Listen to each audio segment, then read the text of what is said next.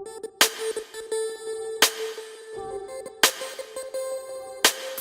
your host, Alexandria. Thanks for joining us today. Today we're going to be looking at this refillable cartridge here. It's for a label maker. White case. Let's open it up.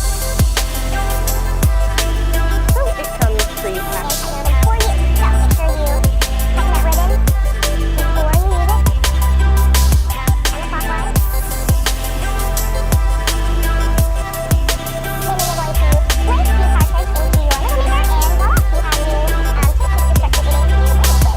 It also has the dimensions and measurements on it, so depending on what label maker you have, you need to make sure that you are buying the correct size. This is a 12 millimeter AVE tape. It is for black ink to be printed on it, just black.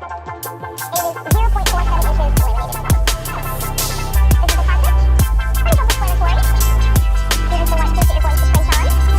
Okay, so this product would be really good for anyone who's really into organization, who really Use into their label maker, even someone who even works in an office. I know I've worked at tons of offices during my life, and I'm constantly using it.